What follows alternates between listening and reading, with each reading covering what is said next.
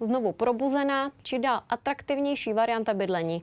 Přesto takových bytů nevzniká mnoho. Nové členy budou přijímat v Mělníku, kde začala výstavba 9 desítek družstevních bytů. K jejich pořízení stačí pouze 20% celkové ceny. Jsou tak vhodnou variantou pro ty, kteří z jakéhokoliv důvodu nedosáhnou na hypotéku, anebo si ji jen brát nechtějí. Bagry a dělníky tady za 2 roky nahradí necelá 100 bytů a jejich nájemníků. V Mělníku vzniká nový družstevní projekt. Má pomoci vyřešit zdejší bytovou krizi. My se družstevní výstavbou zabýváme od roku 2011, kdy jsme vlastně realizovali první družstevní projekt a je to možná 5 000 bytů, který jsme předali našim družstevníkům. My jsme rádi, že jsou projekty podobného typu. Obzvlášť jsme teďka schválili investici zhruba 250 miliardy do dalšího bloku čistírny odpadních vod a tím Mělník dává jasný signál, že výstavbu určitě bude podporovat. Taková forma bydlení je vhodná pro všechny, kteří například nedosáhnou na hypotéku.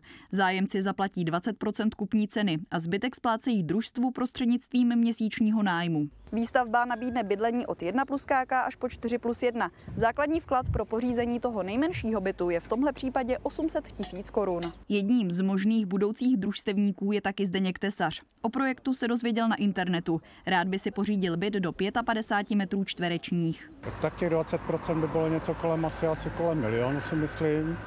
Tak dneska asi bývá a potom, co se týká toho měsíčního, tak to je asi tak kolem 20 000. Počet družstevních bytů se neustále snižuje, často kvůli jejich převodům do vlastnictví družstevníků. A nová výstavba podle odborníků takový pokles nemůže nahradit. Ty měsíční platby spojené s užíváním toho družstevního bytu jsou nižší, než když bydlíte v nájmu, a proto my tvrdíme, že družstva bytová mohou nabídnout dostupné bydlení, hlavně pro tu středně příjmovou skupinu obyvatel. 3 domy o 42 bytech chtělo už loni začít stavět taky družstvo v Chocni. Město do projektu dalo vlastní pozemek i projektovou dokumentaci. Výstavbu svými vklady hradí jednotliví družstevníci. Zbytek dofinancují úvěrem. Já pevně věřím, že bychom mělo začít stavět v příštím roce, a když všechno půjde podle plánu, a ta cena by se měla pohybovat 150 až 200 milionů. O družstevní bydlení v Chocni je velký zájem, stejně jako v Mělníku, kde už teď mají 1/3 jednotek zarezervovaných. Klára Hořeňovská a Kristýna Posekaná, Česká televize. Socha Rudoarmě